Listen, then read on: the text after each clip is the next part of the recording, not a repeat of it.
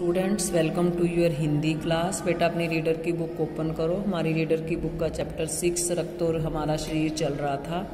अब तक हमने इस पाठ में पढ़ा कि लेखक हमें बताता है कि रक्त हमारे शरीर के लिए बहुत ही महत्वपूर्ण है। हमें समय समय पर रक्त की जांच करवाते रहना चाहिए। रक्त की कमी से हमारे शरीर को एनीमिया नामक रोग लग सकता है। इस पाठ में बताया है कि अनिल अपनी बहन दिव्या को डॉक्टर दीदी के पास लेकर बजाता है। तो डॉक्टर दीदी बताती हैं कि दिव्या को क्या है, एनीमिया रोग हो गया है, दिव्या के शरीर में रक्त की कमी है।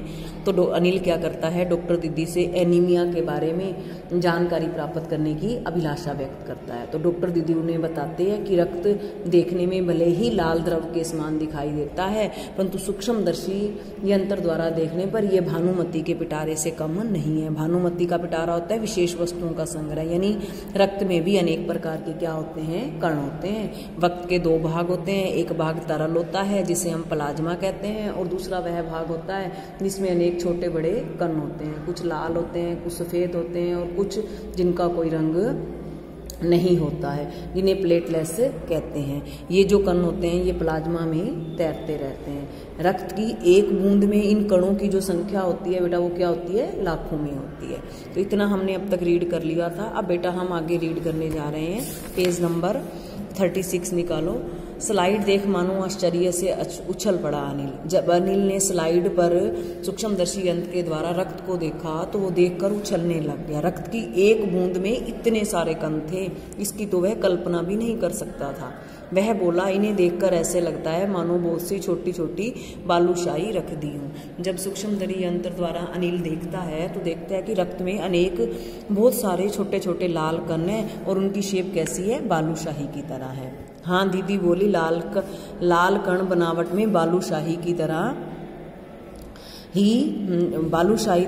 ही होते हैं। मतलब इनकी शेप बालूशाही की तरह होती है, गोल और दोनों तरफ अवतल, यानी बीच में दबे हुए होते हैं, गोल होते हैं। रक्त की एक बूंद में इनकी संख्या लाखों में होती है। रक्त की कहते हैं एक बूंद में जो इनकी संख्या होती है लाल कणों की लाखों में होती है। यदि हम 1 मिलीलीटर रक्त लें तो उसमें हमें 40 से 55 लाख तक कण मिलेंगे। 1 मिलीलीटर रक्त ले लें तो उसमें 40 से 55 लाख तक ये लाल कण मिलते हैं। इनके कारण ही हमारे जो रक्त होता है वो लाल रंग का नजर आता है। ये कण शरीर के लिए दिन रात काम करते रहते हैं। सांस लेने पर साफ हवा से जो ऑक्सीजन तुम प्राप्त करते हो, जो हम सांस लेते हैं और हम ऑक्सीजन लेते हैं, ऑक्सीजन हमारे अंदर जाती है, उसे शरीर के हर हिस्से में पहुंचाने का काम क्या है, इन कणों का होता है। यानी इन लाल कणों का क्या काम होता है, जो ऑक्सीजन होता है वो शरीर के हर हिस्से तक पहुंचाते हैं। लेकिन इनका जीवन काल लगभग 4 महीने तक होता है, लेकिन जो ये लाल कण होते हैं वो 4 महीने तक रहते हैं। 4 महीने के होते होते ये नष्ट हो जाते हैं, लेकिन एक साथ नष्ट नहीं होते। धीरे धीरे कोई कण आज खत्म हो जाते हैं, कुछ कल, कुछ अगले दिन, तब तो कुछ महीने में सारे खत्म हो जाते होंगे। अनिल ने कहा फिर तो ये कुछ ही महीनों में सारे खत्म हो जाते हैं। सुनकर डॉक्टर दीदी मुस्कुरा कर बोली, ऐसा नहीं होता, शरीर में समय समय पर नए कण बनते रहते हैं जो नष्ट करने कणों का स्थान ले लेते हैं। पहले वाले कण नष्ट हो जाते हैं और नए कण शरीर में बनते रहते हैं। हड्डियों के बीच के भाग में मज्जा में ऐसे बहुत सारे कारखाने होते हैं जो रक्त कणों के निर्माण का कार्य करते हैं। हमारे हड्डियों के बीच का भाग होता है ना मज्जा, उसमें बहुत सारे कारखाने होते हैं जो रक्त कणों के निर्माण का कार्य करते हैं। इनके लिए इन कारखानों को कहते हैं, जो ये कारखाने होते हैं मज्जा, शरीर के हड्डियों के बीच के भाग मज्जा में, इनके लिए इन कारखानों को प्रोटीन, लौह तत्व और विटामिन रूपी कच्चे माल की क्या होती है, जरूरत होती है। और ये कच्चा माल कहाँ से प्राप्त होता है, जब हम हरी सब्जी खाते हैं, फल खाते हैं, दूध, अंडा, गोश्त, मांस, ये सब तत्व अगर हम उपयुक्त मात्रा में लेते हैं तो इन कारखानों को क्या कच्चा माल मिलता रहता है और ये नए कण बनाते रहते हैं।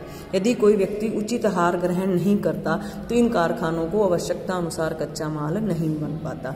अगर हम उचित आहार नहीं लेंगे तो ये जो लाल कण बनाने के कारखाने हैं इनको कच्चा माल नहीं मिलेगा और लाल रक्त, नतीजा यह होता है कि रक्त के कण नहीं बन पाते और रक्त में इन कणों की क्या हो जाती है, कमी हो जाती है। लाल कणों की इसी कमी को ही हम एनीमिया कहते हैं। तो यहाँ पर हमें ये स्पष्ट हो गया कि अगर हमारे शरीर में अगर को शरीर को संतुलित आहार, पौष्टिक आहार नहीं मिलेगा तो हमारे शरीर में लाल कणों की कमी हो जाएगी और हमारे शरीर को एनीमिया नामक रोग हो जाएगा। एक तो एनीमिया रोग होने का पहला कारण तो हमें यहाँ स्पष्ट हो गया कि शरीर में अगर हम पौष्टिक आहार नहीं लेते, संतुलित आहार नहीं होते तो हमें एनीमिया नामक रोग हो जाता है। तो क्या संतुलित आहार लेने मात्र से हम एनीमिया से बचे रह सकते हैं? अनिल ने सवाल किया कि अगर हम पौष्टिक आहार, संतुलित आहार लेते रहते हैं, अपने आहार में दूध, अंडा, गोश्त, फल, हरी सब्जी लेते हैं तो हमें कभी एनीमिया नामक रोग नहीं होगा। दीदी बोली ये कहना काफी हद तक सही है। हाँ, लगभग ऐसा ही होता है। यूं तो एनीमिया बहुत से कारणों से हो सकता है, और भी कारण है एनीमिया रोग होने के, किंतु हमारे देश में इसका सबसे बड़ा कारण है पौष्टिक आहार की कमी होना। इसके अलावा इस रोग का एक और बड़ा कारण है पेट में कीड़ों का हो जाना।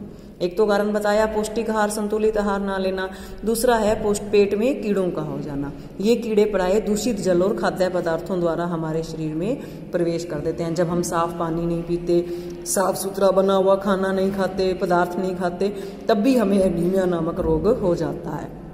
अतः इनसे बचने के लिए आवश्यक है कि हम पूरी सफाई से बनाए हुए खाद्य पदार्थ ही ग्रहण करें, कि हम वो खाना खाएं जो पूरा साफ सुथरे ढंग से बनाया गया है। भोजन करने से पूर्व अच्छी तरह से हम हाथों को धो लें, साफ पानी पिएं। और हाँ अनिल, एक किस्म के कीड़े और भी हैं, कहते हैं एक प्रकार के और कीड़ों से भी हमें एनीमिया नामक रोग हो जाता है, जिनके अंडे जमीन के ऊपरी सतह में पाए जाते हैं, यानी कि जो बाहर कीड़े होते हैं। और इन अंडों से उत्पन्न हुए लार्वे त्वचा के रास्ते शरीर में प्रवेश कर आंतों में अपना घर बना लेते हैं। इनसे बचने का सहज उपाय है, कहते हैं कुछ कीड़े बाहर होते हैं और वो हमारे शरीर में प्रवेश कर जाते हैं, आंतों में जाकर, हड्डियों में जाकर अपना घर बना लेते हैं। इनसे बचने का सही उपाय है कि शौच के लिए हम शौचालय का प्रयोग करें और इधर उधर नंगे पांव ना घूमें। दीदी यह तो महत्वपूर्ण बात बताई आपने। अनिल बोला, फिर वह पल भर सोच में डूबा रहा। फिर बोला, आपने बताया कि रक्त में सफेद कण और बिंबाणु भी होते हैं, शरीर में इनका क्या काम है? आगे आगे अब उसकी अनिल की एनीमिया के बारे में, रक्त के बारे में जानकारी प्राप्त करने की जो अभिलाषा है वो और बढ़ती जा रही है। अब वो दीदी से पूछ रहा है कि हमारे शरीर में आपने बताए सफ़ेद, अब तक तो लाल कणों के बारे में बताया, जो सफ़ेद कण होते हैं या कुछ और बिंबाणु होते हैं, उनका हमारे शरीर में क्या काम होता है? अब दीदी से ये पूछ रहा है। तो आज हम इतना ही रीड करेंगे। आपने वीडियो को ध्यान से सुनना है और चैप्टर को ध्यान से रीड करना है और फिर इसके क्वेश्चन आंसर करने हैं। ओके बेटा, थैंक यू।